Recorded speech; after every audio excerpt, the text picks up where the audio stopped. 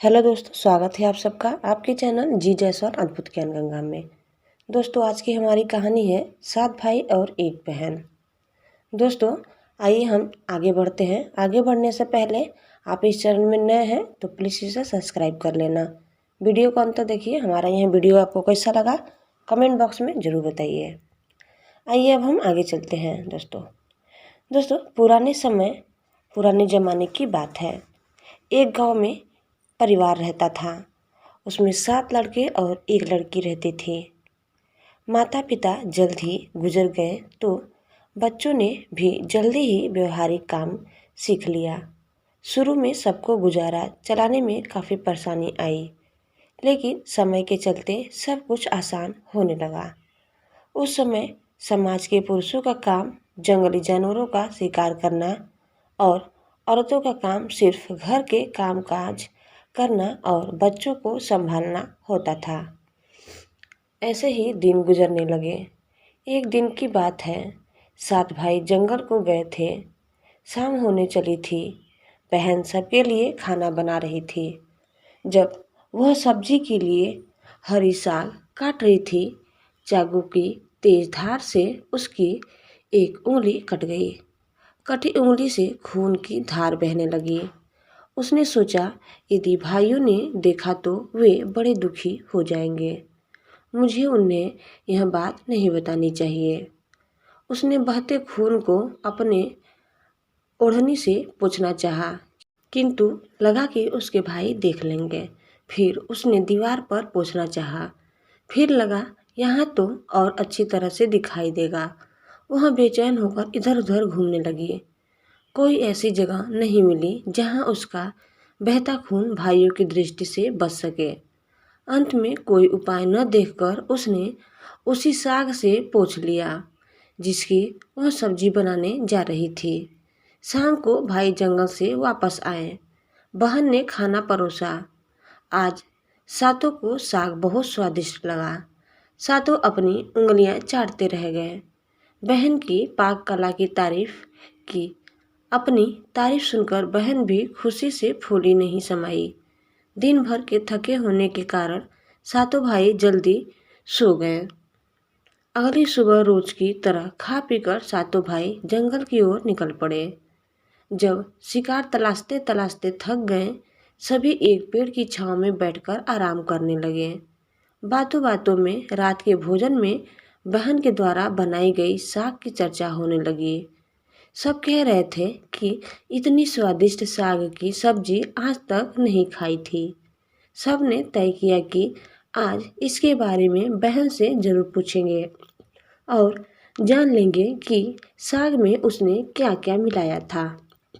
शाम को सातों भाइयों ने दोबारा बहन की पाक कुशलता की तारीफ करते हुए पूछा, प्यारी बहन, कल रात के साग में तुमने क्या क्या मिलाया था? बहन बताना नहीं चाहती थी। वह सोच रही थी कि अगर उन्हें पता चला कि उसकी उंगली कट गई है तो सभी बहुत दुखी हो जाएंगे। इसीलिए उसने जवाब में कहा, कुछ नहीं। बड़े भाई ने कहा, प्यारी बहना, तुम्हें बताना ही पड़ेगा। मैं जानना चाहता हूँ कि हमारी बहन ने इतना स्वादिष्ट साग कैसे बनाया। तुम्हें मेरी सौगंध है। बड़े भाई का सब सम्मान करते थे। बहन को सच बोलना ही पड़ा। उसने धीरे धीरे सारी बात बताते हुए कहा, बस इतना ही अपना खून मिला दिया था और ज़्यादा कुछ नहीं। यह सुनकर 6 भाइयों के मन में एक कुटिल ख्याल आने लगा। वे सोचने लगे, इसके खून की चंद बूंदें इतनी स्वादिष्ट है तो इसका मांस कितना स्वादिष्ट होगा। रात के खाने के बाद सातों सोने के लिए गए। सातों में फिर उसी बात की चर्चा छिड़ गई। बड़ा भाई कहने लगा, अरे, खून की कुछ बूंदें इतनी स्वादिष्ट है तो शरीर का मांस कितना स्वादिष्ट होगा। सबने बड़े भाई की बात में हाँ मिलाया। अगले दिन शिकार के लिए जाते समय सातों ने यह योजना बनाई कि बहन को मारकर उसका मांस खाएंगे। खूब स्वादिष्ट होगा। 7वें भाई को अपने बड़े भाइयों की युक्ति बिल्कुल भी उचित नहीं लगी। वह अपनी प्यारी बहन को बचाने के लिए बेचैन हो गया। वह खुलकर इसका विरोध नहीं कर सकता था, क्योंकि 6 भाई एक तरफ थे। शिकार करने के बाद सभी भाई ने मिलकर एक टीले पर बांस के एक जांग यानी बांस के फट्टों से बना चबूतरा का निर्माण किया। उनकी योजना यह थी कि वाहन को फुसलाकर यहाँ लाएंगे, तीर मारकर उसकी हत्या करेंगे और उसका स्वादिष्ट मांस खाएंगे। अगले दिन बड़े भाई ने बहन से कहा, प्यारी बहन, तुम बड़ी हो गई हो और शादी के लायक हो गई हो। मैंने तुम्हारे लिए एक सुंदर से वर की तलाश की है। आज हम उसका घर देखने जाएंगे। तुम्हें भी सज संवर कर हमारे साथ चलना होगा। बहन की शादी की बात से बहुत खुश हुई। तुरंत तैयार होकर भाइयों के साथ चलने लगी। चलते चलते वह थक गई। वह बड़े भाई से पूछने लगी, मेरा ससुराल अब कितना दूर है? बड़ा भाई बोला, बस अभी पहुंचने वाले हैं। दूर से दिखाई दे रहे टीले पर बने चांग को दिखाते हुए भाई बोला, वह देखो तुम्हारा ससुराल, जहाँ तुम राज करोगी। यह सुनकर बहन आनंदित हो उठी। चांग पर पहुंचते ही बड़े भाई ने अन्य भाइयों को बहन को चांग पर खड़ी करके रस्सी से बांस के खंभे के सहारे बांधने का आदेश दिया। सभी मिलकर फुर्ती से बहन को बांधने लगे। बहन असहाय थी। अपने सभी भाइयों को हत्यारे के रूप में देखकर बहन का हृदय हाहाकार करने लगा। वह ईश्वर को याद करते हुए कहने लगी, हे ईश्वर, अब तुम ही मेरा सहारा हो। मेरे सातों भाई मेरी हत्या करना चाहते हैं।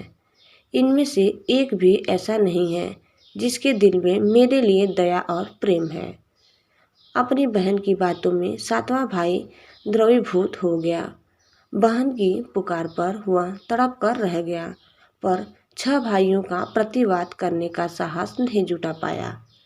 बहन को निर्ममता से बांधने के बाद बड़े भाई ने सबको बारी बारी से उस पर वाड़ से प्रहार करने का आदेश दिया।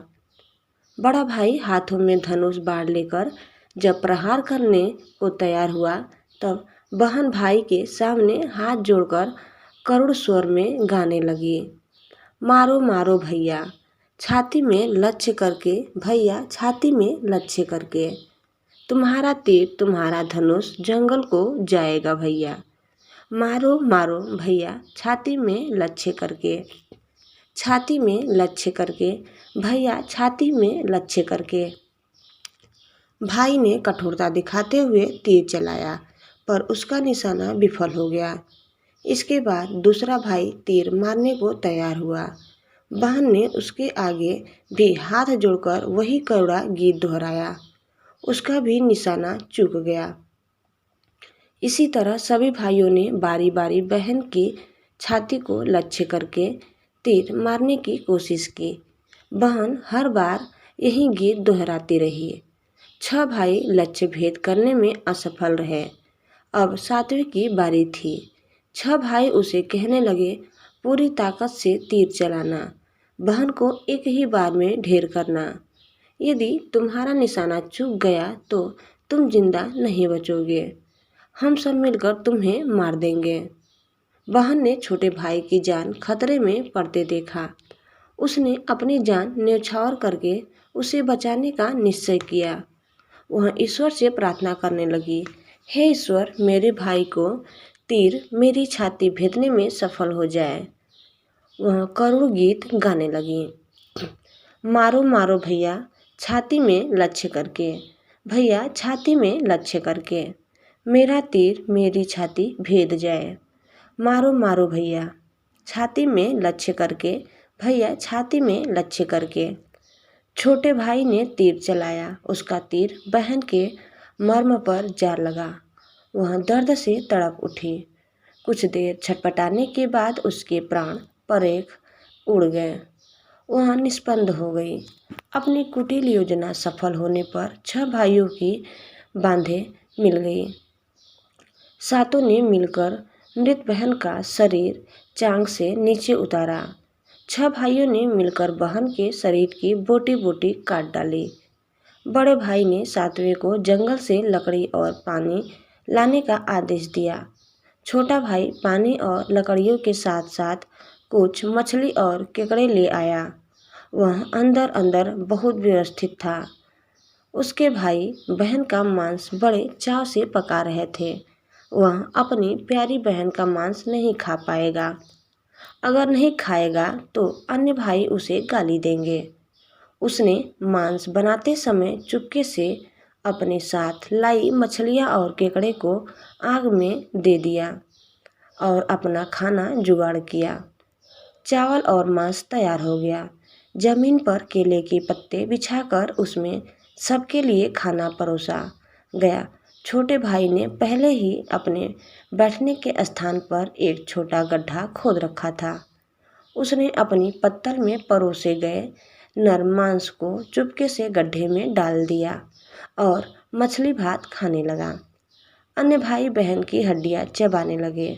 वह केकड़ा चबाने लगा। जब सबने बहन के शरीर के स्वादिष्ट मांस से अपना पेट भर लिया तो बड़े ने सातवें भाई को जूठा साफ करने को कहा।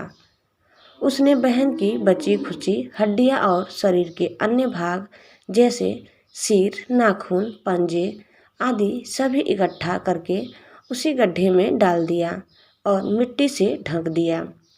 दोस्तों, कुछ समय बाद उस स्थान पर बांस का एक पौधा उग आया। धीरे धीरे वहाँ बांसों का झुरमुट बन गया। एक बार कहीं से एक संत आए और उसी बांस के झुरमुट तले छुपकर मल त्याग करने लगे। उसी समय आकाशवाणी हुई, संत दुर्गंध आ रही है, संत दुर्गंध आ रही है। बार बार यह आकाशवाणी सुनाई देने लगी तो संत ने झटपट उस स्थान को साफ किया। उन्होंने झुरमुट में से एक बांस काटा और अपने साथ ले गए। उस बांस से उन्होंने एक केंद्र बनाया। वे उसे बजा बजा कर दिन भर लोगों के घर जाकर भिक्षा मांगते थे और बदले में खूब सारा उपदेश देते थे। एक दिन संत भिक्षा के लिए बड़े भाई के द्वार पर गए। तब तक 6 भाइयों का विवाह हो चुका था। केवल 7वां कुंवारा था। ज्यों ही संत ने बड़े भाई के आंगन में कदम रखा, त्यों ही संत का केंद्र स्वयं बोल उठा, नहीं बजोरे केंद्रा, यही है दुश्मन सबसे बड़ा। बड़े भाई के घर नहीं बजोरे केंद्रा, दया प्रेम सब छोड़कर रिश्तों में यही दाग लगाया। नहीं बजोरे केंद्रा, यही है दुश्मन सबसे बड़ा। बड़े भाई के घर नहीं बजोरे केंद्रा। दोस्तों, योगी के बाजे से बार बार निकल रही इस रुदन से बड़े भाई के पसीने छूटने लगे। उसने अपनी पत्नी से योगी को तुरंत भिक्षा देकर विदा करने को कहा। इसी तरह योगी बारी बारी से 6 भाइयों के द्वार पर उपस्थित हुए। उनके आंगन पर कदम रखते ही केंद्रा ने स्वयं यही गीत बजने लगता।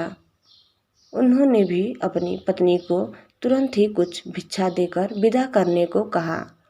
उनके मन में यह डर समा गया कि यदि इसी तरह योगी का केंद्रा बजता रहा तो उनकी यह पोल खुल जाएगी कि वे अपनी बहन के हत्यारे हैं। अंत में संत 7वें भाई के घर पहुँचे, जो अभी तक कुंवारा था। वह अकेले रहता था। जब योगी उसके द्वार पर उपस्थित हुए, केंद्रा बोल उठा, बाजू रे केंद्रा, मेरे सबसे छोटे भाई घर के अंदर मन की बात मन में छुपाकर युग युग से रख रहा है। अंतर में बजोरे केंद्रा, यही है मेरे सबसे प्यारे भाई घर का।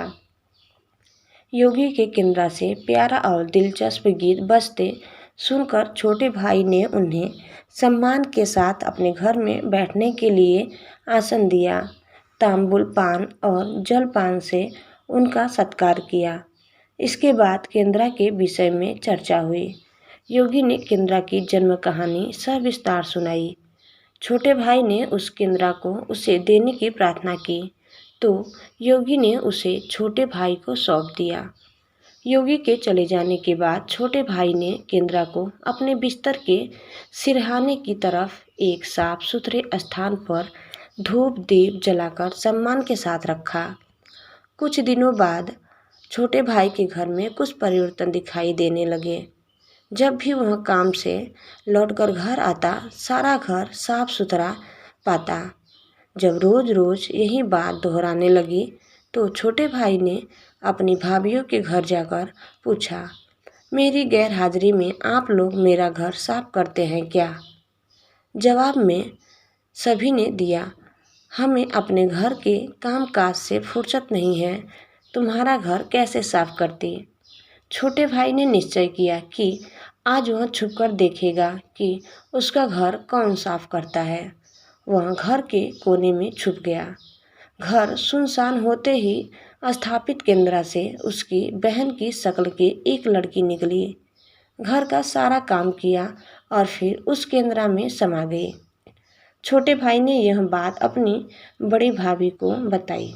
बड़ी भाभी ने उसे समझाया, ज्यों ही लड़की केंद्र से बाहर निकलेगी तुम केंद्र को आग के हवाले कर देना, फिर उस समय पर तुलसी जल छिड़क देना, फिर देखना क्या होता है। छोटे भाई ने बड़ी भाभी के कहे मुताबिक काम किया।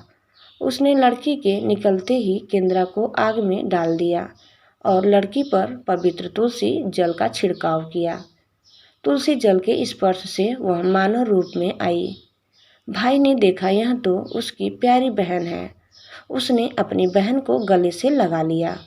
उसके बाद दोनों भाई बहन बड़े प्रेम से जीवन बिताने लगे। दोस्तों, इस कहानी से हमें क्या सीख मिलती है, आइए जानते हैं। निस्वार्थ प्रेम ही रिश्ते को बनाए रखता है। रिश्तों को कलंकित करने वाले कभी छुप नहीं सकते हैं। तो दोस्तों, आपको हमारी यह वीडियो कैसा लगा हमें कमेंट बॉक्स में बताइए और चैनल में नए हैं तो प्लीज़ इसे सब्सक्राइब करना न भूलें। धन्यवाद।